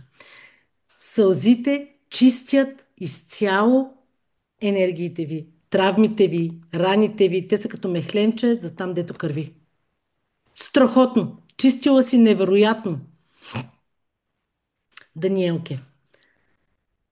Аз много се прозявах. Прозяването също е чистене точно толкова силно, колкото сълзите. Между другото, ние ти се прозяваше доста. А, тежест между четвърта и петта чакра. Иренке. Ако ти си моята Ирен, много добре знаеш как да се справиш с тия чакри, нали?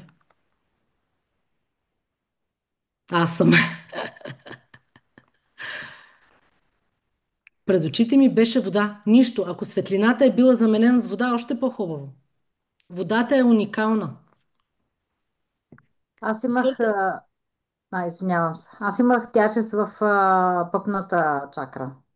Чакай да Какво видя сега. означава това? Чакай, че не виждам. Маргаритки, ти ли ми говориш? Фатме Аз ли съм ти? Не, пътница. Фатма. Са ми излезна. Какво Фатме казваш? Тяжест и болка в пъпната чакра, коремната част. Творчеството ти. Създаваш ли си удоволствие? Да се създавам. Да. Наслаждаваш ли се? Да се наслаждавам. Много малко време имам за наслаждаване. Ами Фатменце, нами... Фатме, че къде се изгуби между другото с твоето готвене? Нали видя колко пъти прекъсваха? Ето и човече все още е при мене.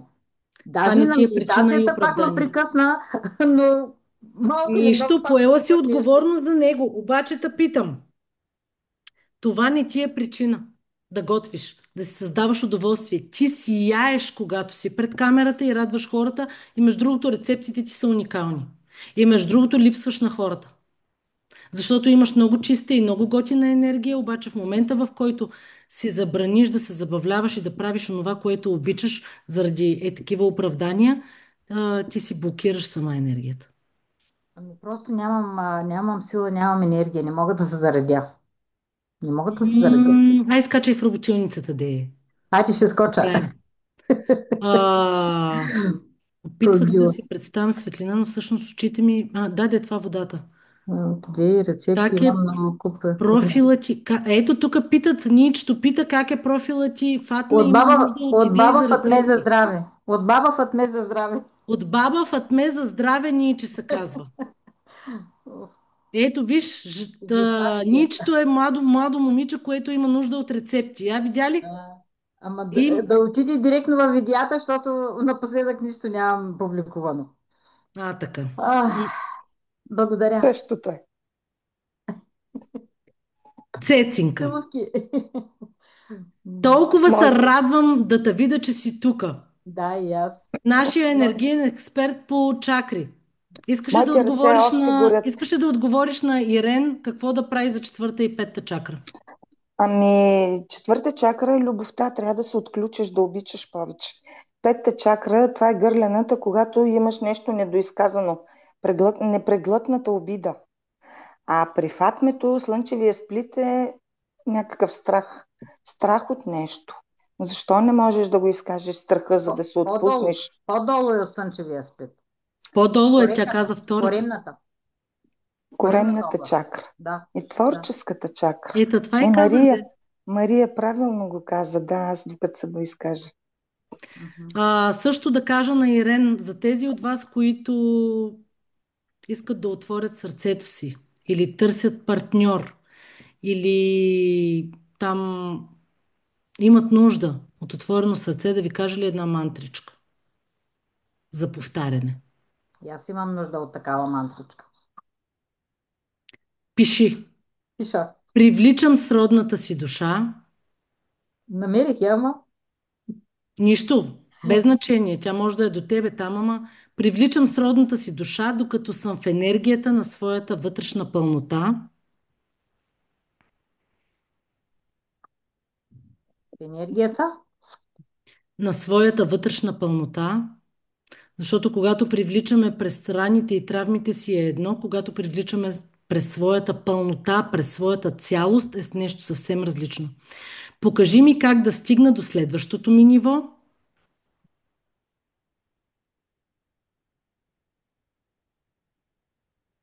за да срещна или за да развия отношенията си с човека, когато душата ми желае.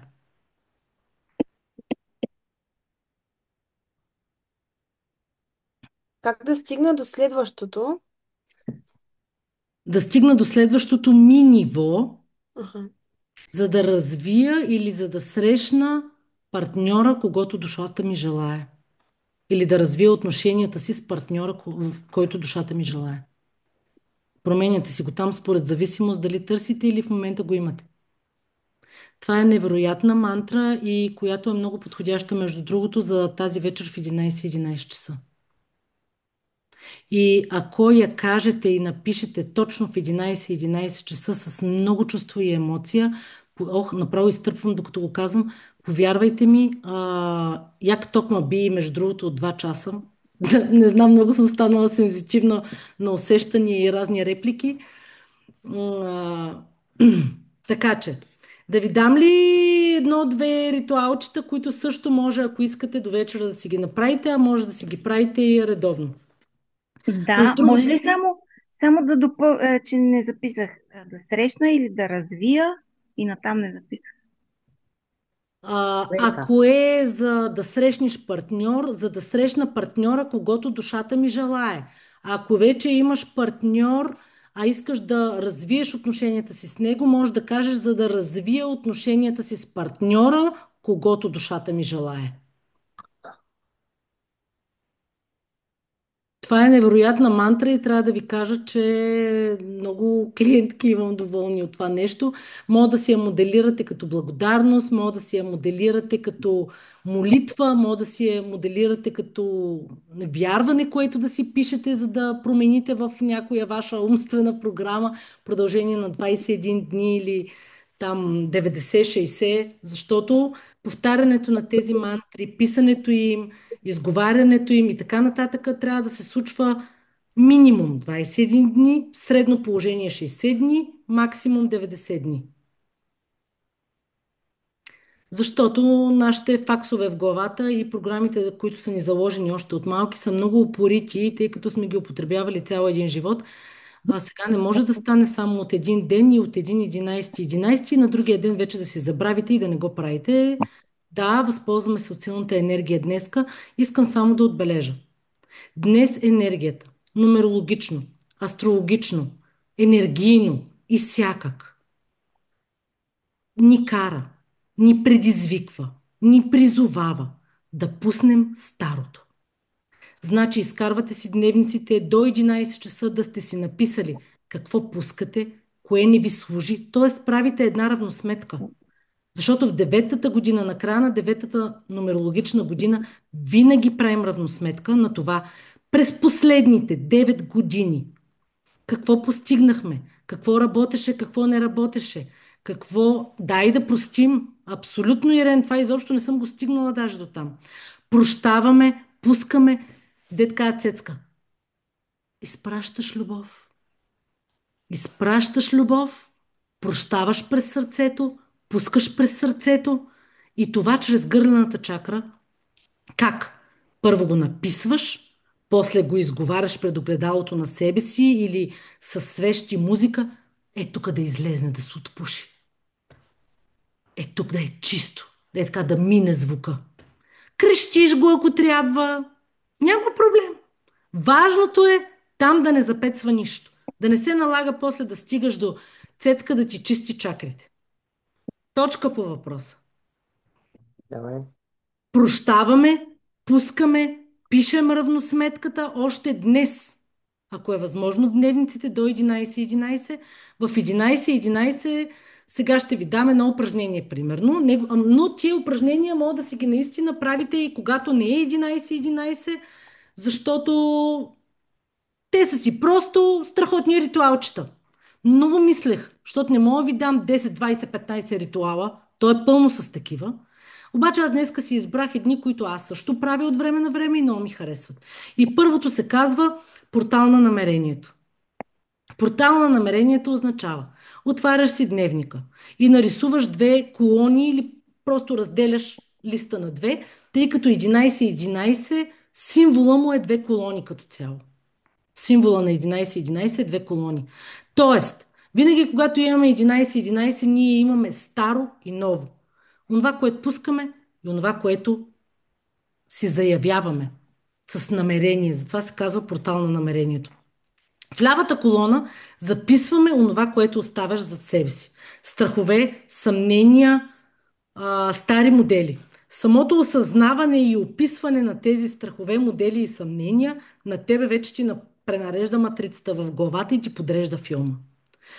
И пишеш така.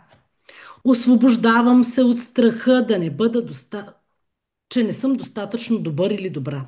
Освобождавам се от вината, която не ми служи. Нали, пишеш и към кой, ако искаш, за да си още по-конкретен. Освобождавам се от енергията на миналото, свързано с баща ми. Освобождавам се от енергията на миналото, свързано с бившия. Когато почувстваш, че си написал всичко, го изричаш на глас. Като под него прибавяш. Благодаря ти, т.е. това, което пускаш. Благодаря ти, че ми послужи. Сега аз те освобождавам с любов. Така, това го правиме. Дясната част. Там пишеме естествено онези неща, които избираш да поканиш в живота си. Онези неща, които си позволяваш да поканиш в живота си. Много искам, когато манифестирате, да използвате повече думичката позволявам си, отколкото искам. Там слагаш всички качества, усещания, цели, изобилие. И те да започват така. Аз избирам да проявя, да си позволя или там, както го усещате, еди кое си качество. Аз живея... не. Всяко едно изречение започва с аз избирам или аз си позволявам в дясната колона. Маля, очите ми горят от 4 часа съм пред компютър.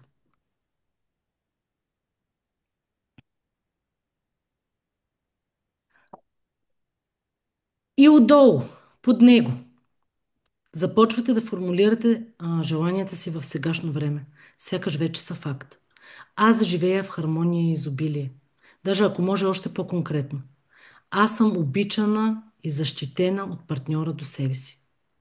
Или знаете Аз как да съм ги достатъчна формулирате? на себе си. М?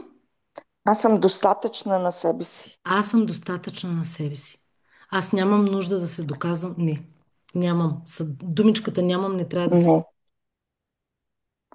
Благодаря, че вече е така. Мога да завършите. И сега тук има различни версии. Можеш да изгориш това листче, можеш да го пуснеш във вода, когато е накъсано, но не го хвърляме в коша.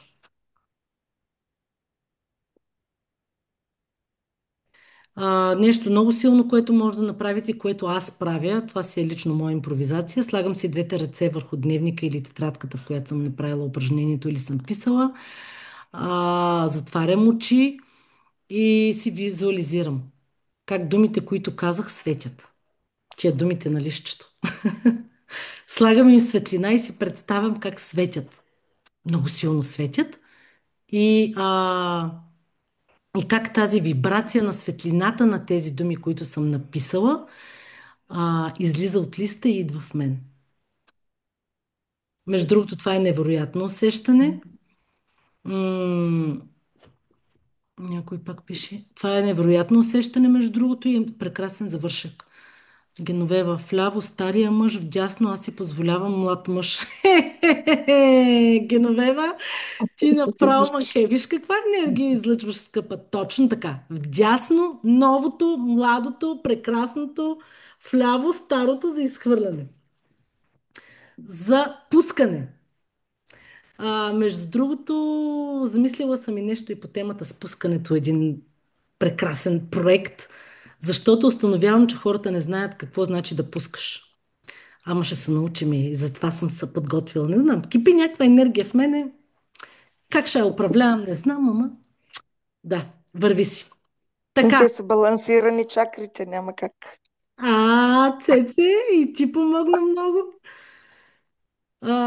Така,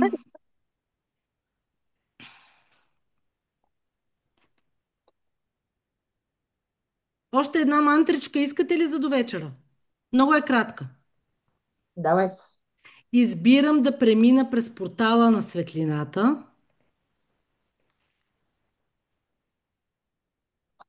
Оставям старото с благодарност и влизам в новото с отворено сърце. За тези с затворените сърдечни чакри.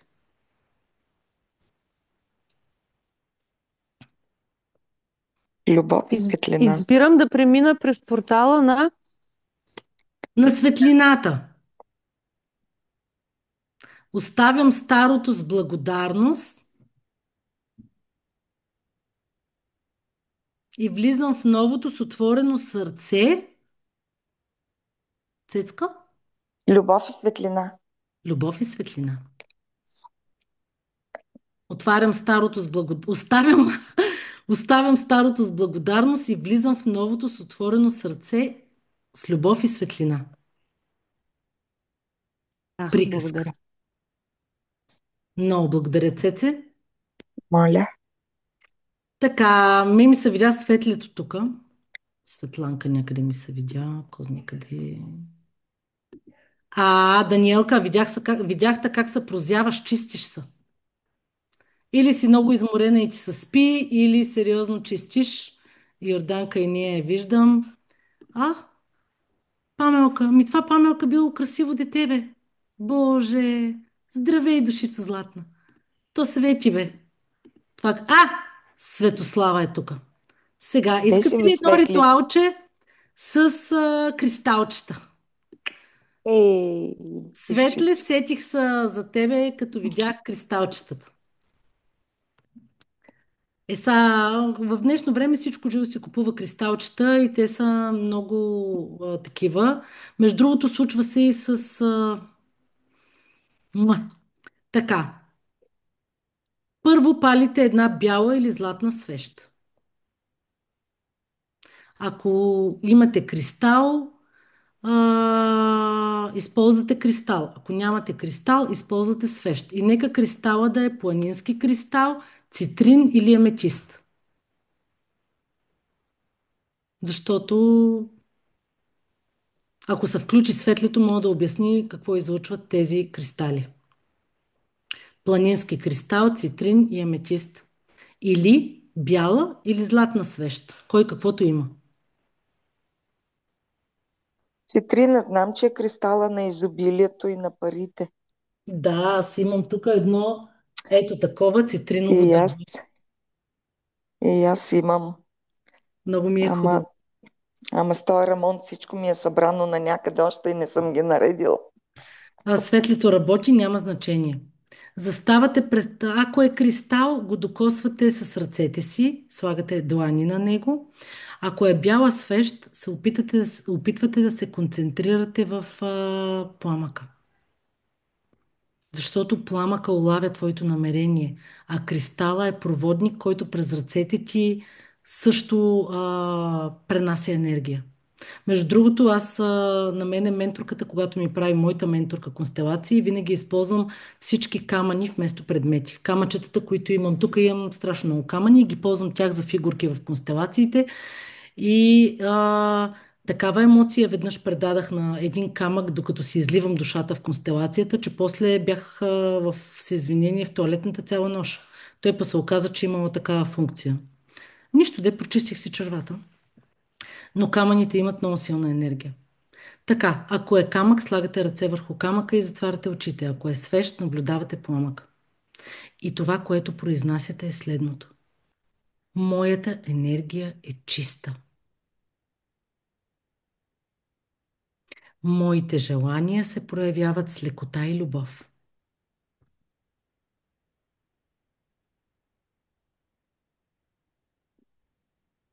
Това нещо го повтаряте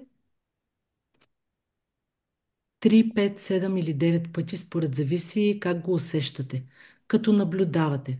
Ако наблюдавате пламъка, съсредоточете се и си представете как през черното на върха излизат гадните работи във вас, а вие сте самия пламък вътре. Ако говорим за камъни, просто усетете енергията на камъка. Концентрирайте се върху усещането на вашето тяло. Моята енергия е чиста, моите желания се проявяват с лекота и любов и може да прибавите желанието, което имате. Вярването, което искате да си набиете като програма. Но трябва да започнете с това. Моята енергия е чиста, моите желания се проявяват с лекота и любов. Слагате си желанието или вярването и завършвате с благодаря. А желанието с искам ли да го кажем Не. или друга дума? Ами, Казва се в нека да сегашно я време, позволявам когато си. Изби или рам. Позволявам си. разрешавам. Разрешавам Разрешавам си. си. Това е едно много кратко, малко, много бързо ритуалче, което отнема не много време и може да си го правите и сутрин и вечер. Той стабилизира енергията и поддържа високата вибрация. Защото връзката ни с някой камък, като планински кристал, цитрин или аметист, или огъня, който да поддържаме и вътре в нас, е много важен. Сега ще спра записа, защото станаха 2 часа. Секунда.